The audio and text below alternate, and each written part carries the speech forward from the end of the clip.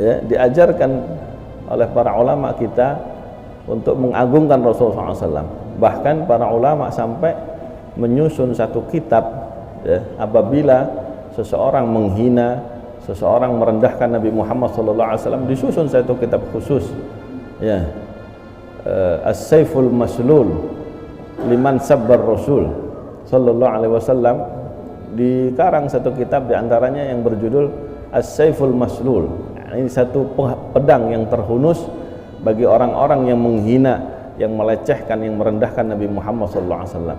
Nah ini perlu bagi kita, terutama generasi muda, untuk belajar sirah Nabi, ya, belajar sejarah Nabi supaya kenal dengan nabinya, bahwa Nabi kita itu bukan seperti yang dikatakan dalam media, ya, masa kecilnya rembes, waktu masa mudanya pengangguran. Ini kan kurang ajar ini, ya, ini gobloknya minta ampun, ya, bodohnya parah.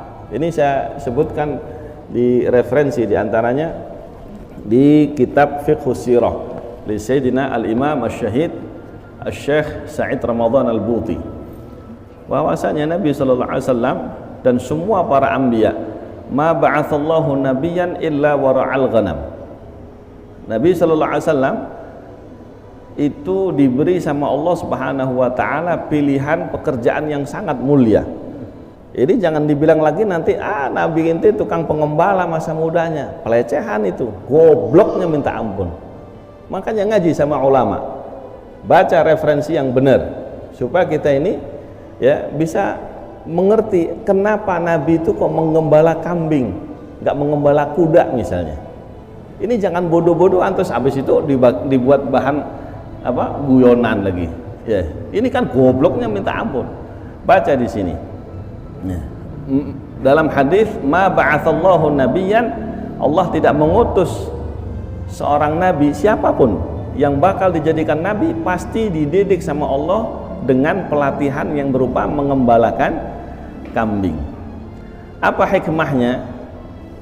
Al-ula, kata Imam Al-Buti, hikmah pertama Nabi itu mengembalakan kambing, ad-dzauqur rafi' wal ihsas ad-daqiq alladzani ja'alallahu ta'ala bihima nabiyahu Muhammad sallallahu alaihi wasallam.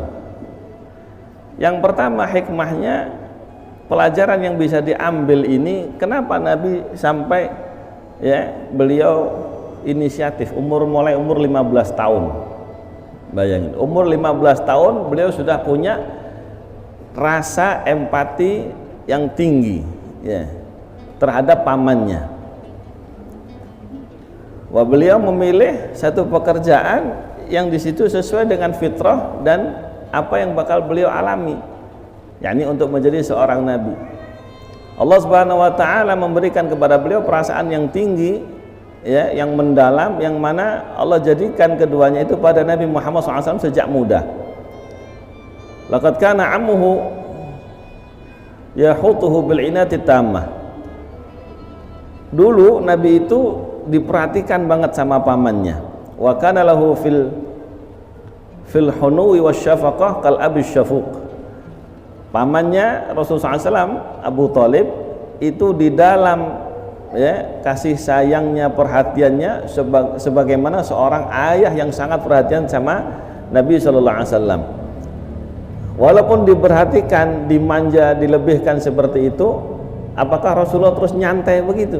Enggak, beliau umur 15 tahun sudah pola pikirnya sudah mulia, sudah tinggi. Ya.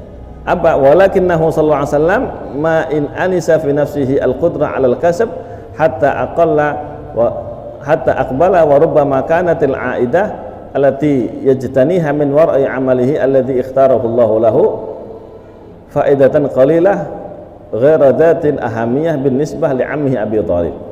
Akan tetapi Nabi SAW begitu mulai dalam dirinya punya kemampuan berusaha, beliau, wah, saya sudah bisa usaha nih, sudah bisa mencari penghasilan, beliau yajtahidu juhdahu, ya, beliau mulai berusaha bersungguh-sungguh, arfa'a ba'dha ma yumkinu raf'ahu. Kadang-kadang beliau mengangkat yang mungkin beliau angkat untuk cari apa? Untuk cari upah. min mu'natil infaqi min ammihi. Jadi cari upah untuk mengangkat beban nafkah dari pamannya. Jadi umur 15 tahun sudah mikirin apa? Wah, paman saya ini ngasih saya makan, anaknya banyak. Bagaimana kalau saya membantu meringankan beban paman saya? Kira-kira pemuda kayak begini, pemuda apa ini? Goblok, pengangguran gitu. Orang pengangguran maka gak mikir. Yang penting dia makan, tahu dari mana kek. Ya, Nabi ini sejak muda udah mikirin ini, paman saya ini masya Allah anaknya banyak, beban nafkahnya tinggi. Apa yang bisa saya angkat, apa yang bisa saya mudahkan untuk paman saya. Sudah mulai mikir begitu. Kita umur 15 tahun coba mikir apa coba? Bodoh amat ya toh. Yang penting tagihan, minta ke orang tua, udah kumisan, udah jenggotan kagak tahu malu kadang-kadang minta ke orang tua. Nabi sama kayak ente gitu. Kagak.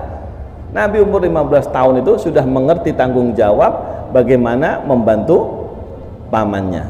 Habis itu ente ngomong pengangguran gitu. Di sini katakan wa rubbama kanatil aida allati yajtaniha, kadang-kadang usaha yang bisa beliau petik dari upah usahanya tadi min wari amalihi, setelah beliau bekerja, alladzi ikhtarahu Allahu lahu, yang mana pekerjaan yang Allah pilihkan baginya, faidatun qalilah, walaupun itu ada untungnya sedikit ya, ada hasil sedikit, ghaira dzati ahamiyatin binisbah li ammihi Abi Thalib. Untung yang dibawa dan diberikan sama Nabi kepada pamannya itu enggak penting sebenarnya, walakinnahu ala kulli ta'biri akhlaqi rafi'un 'anis syukur. Akan tetapi kalau dinilai dari segi akhlak, dari segi tanggung jawab, pengertiannya Nabi, itu satu nilai yang sangat tinggi. Anak muda segitu sudah mau capek-capek usaha untuk membantu orang tua. Kita coba ingat-ingat, ente umur berapa? Putus dari biaya orang tua, umur berapa coba? SMA udah putus? Belum. Kuliah? Apalagi tambah ngerepotin, malakin orang tuanya. Ente lebih pantas dibilang pengangguran ya. Pemudanya ente, masa mudanya ente goblok, gak ngerti ngerepotin orang tua. Jangan ngomong Nabi pengangguran, kurang ajar ente.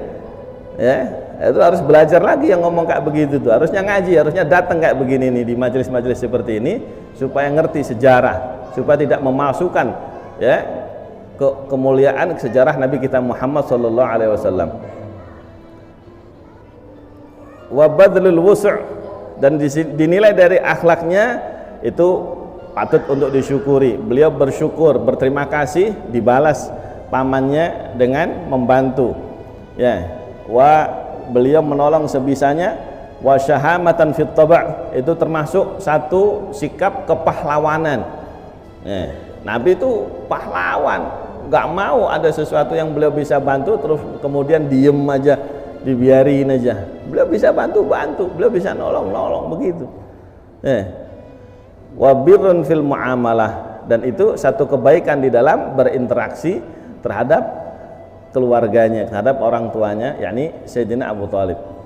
Itu nilai pertama, pelajaran pertama.